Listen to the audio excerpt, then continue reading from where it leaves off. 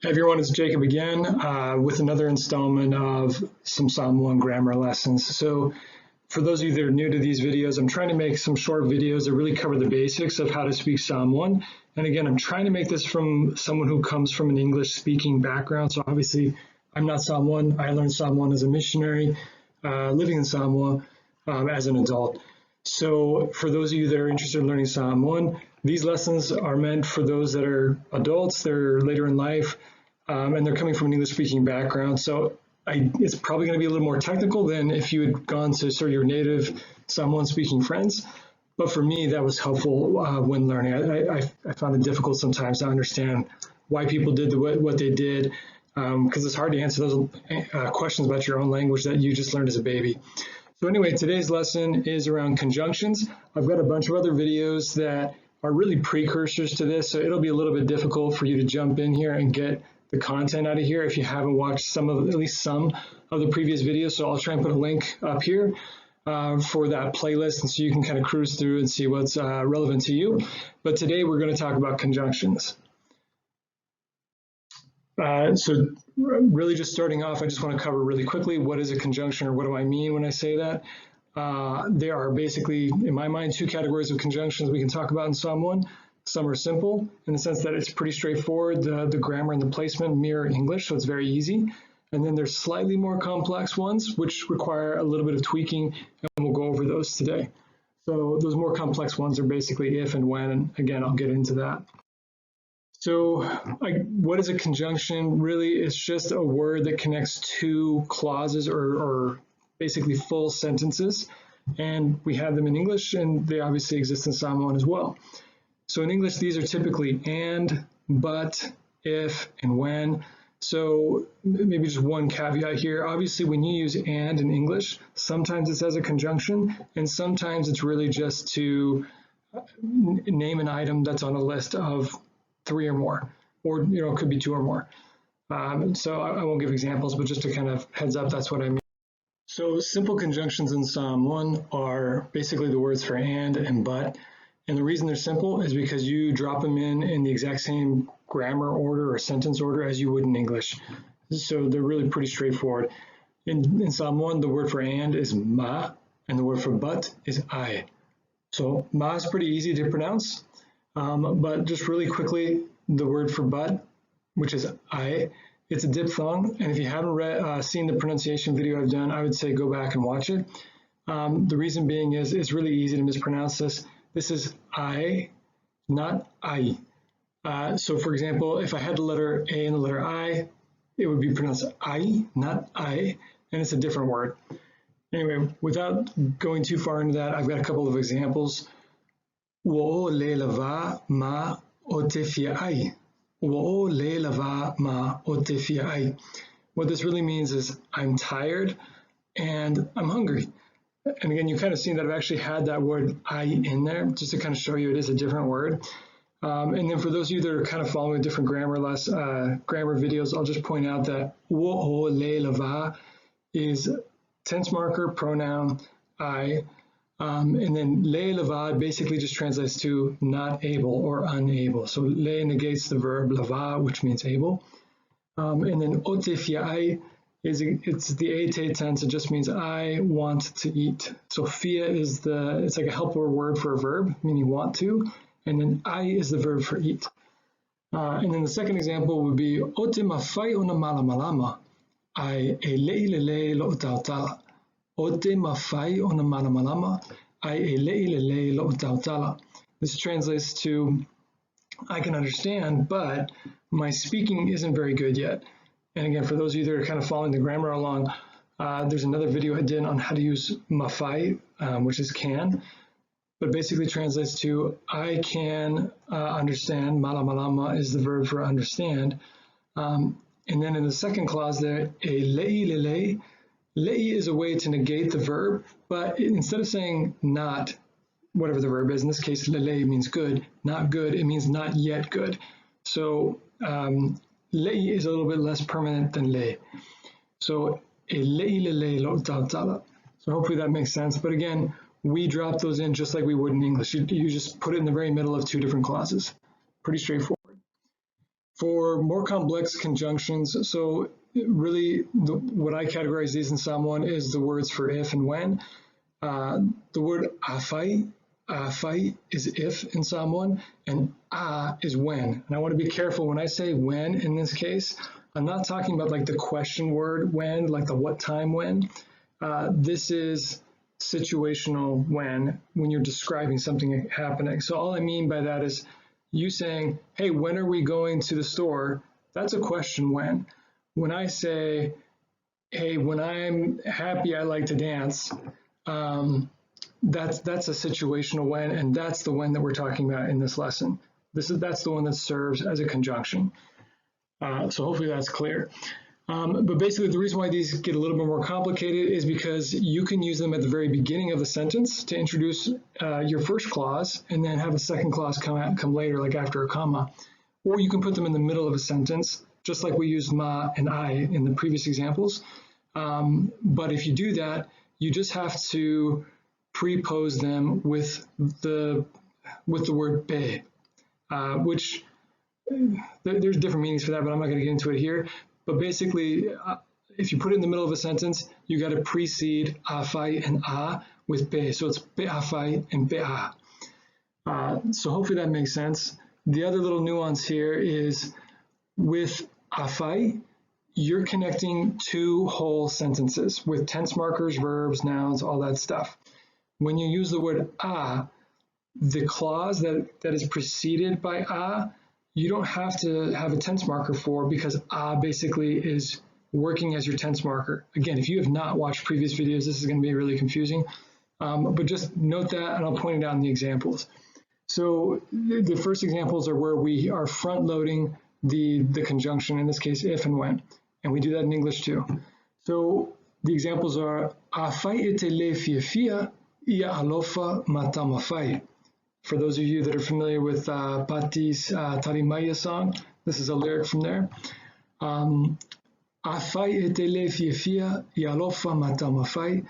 If you aren't happy, love and try. That's not like a normal sentence you'd say, but again, if you know that song, it's kind of interesting to see, oh, here's my grammar coming up in songs that I actually kind of know or I've heard before. Anyway, you'll notice that they're two more or less complete clauses. I'll point it out because it's a little bit interesting.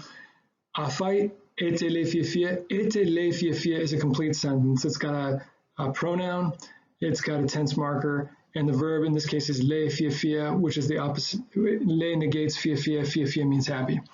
The second clause, ia alofa matamafai, it's a little bit unique. We haven't gone over this, but ia is it's a command tense marker, for lack of a better description. So it just means present tense, and you're basically asking the person, please love, please try. And again, here the pronoun's actually implied, so it's a little bit, maybe that wasn't such a great example. Second example, ao matua o te fialo I fafo. Ao matua o te fialo I fafo. What this translates to is, when I'm older or when I'm more mature, I want to go abroad. And again, for those of you that are kind of following with different vocab, ifafo actually means outside, but colloquially that's usually translated to mean abroad, meaning New Zealand, Australia, US, something like that. And again, you'll notice in that first clause, there is no tense marker, there's just the word when. So a, and then o is the tense marker, or the pronoun for I, matua is the verb. So ao matua, there, we don't have a future or past tense. We're just looking at the word when to tell us the tense. And then o te fialo I fafo is a complete sentence.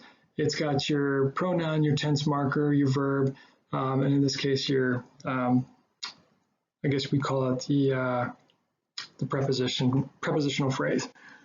Anyway, hopefully that's not too confusing, but that's the pattern. You can put it at the beginning of a sentence. For a, you don't need a tense marker, but for afai, you do. You need two complete sentences. For a, you don't have to have a tense marker, but for the second clause, you would. Okay, mid-sentence, this is where we add be to it. So the examples, etele mawasau keki be afai ete ulovali. I was tired when I came up with these examples, but basically this means you don't get your cake if you are being disobedient. And again, just for those that are more interested in how this literally translates, ete le mawa is you do not get. Mawa is to get. When I put le in front of it, it says don't get.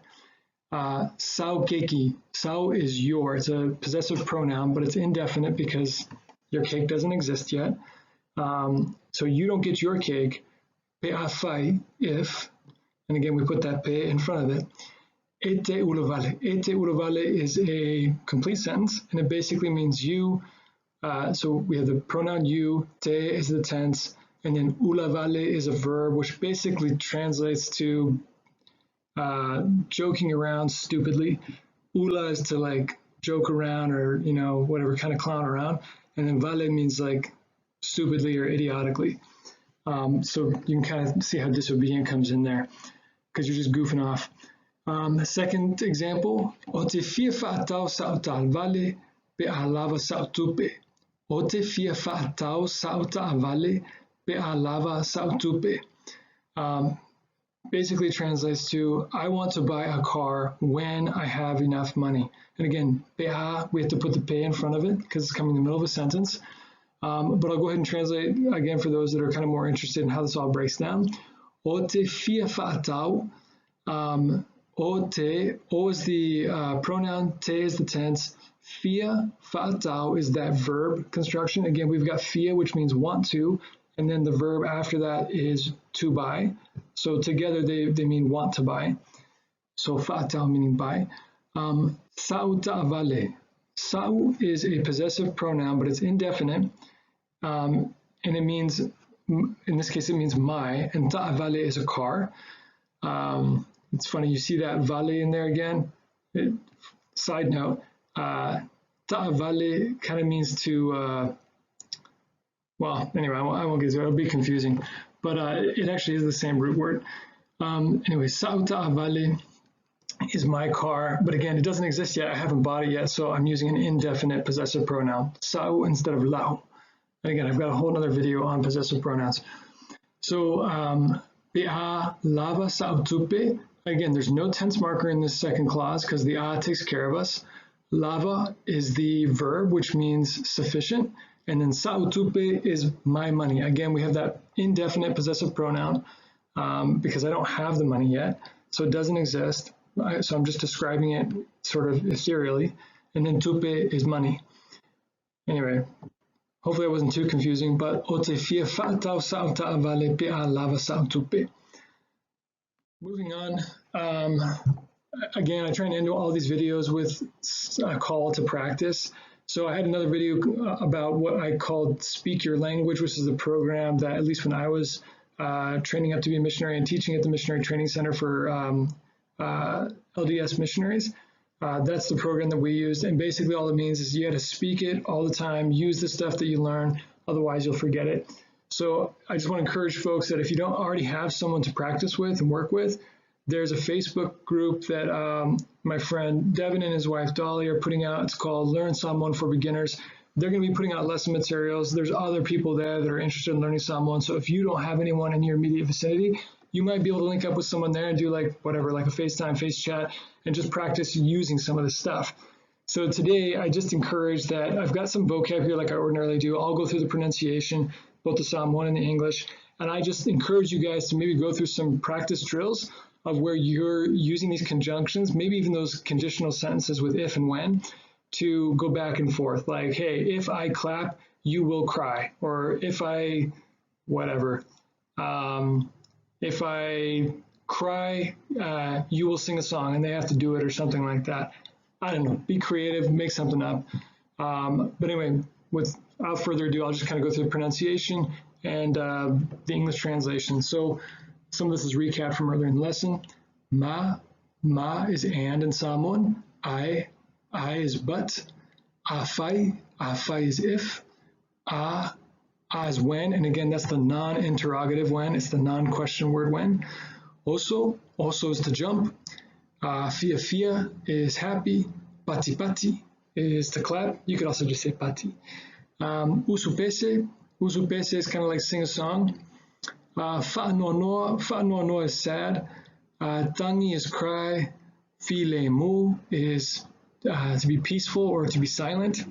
Ita is angry or mad. And I was kind of thinking through these like, hey, if I jump on your toes, you will be mad. I was trying to come up with things you guys could use for those kind of drills. Anyway, ita is angry or mad. Mai or ngase ngase. Ngase ngase is the honorific word for mai, but they both mean sick. More commonly, people are just going to say mai, so that's probably what you should stick with. Ata is to laugh or to smile. Deva is to storm out. You just storm out of there. Like, hey, if I, whatever, you can come up with the sentences. And then dei is to be surprised or shocked. So anyway, these are a bunch of verbs that I thought might be helpful in using these conditional sentences. Hopefully they are. As always, if this is something that's useful or you like, give a thumbs up or subscribe or leave a comment. Let me know what else would be helpful. Or if there's anything else that said, if you're like, hey, Jacob, that made no sense. You went over that too fast or it's too complicated. Just let me know and I'll try and improve these. Thanks again and hope that's helpful. Bye.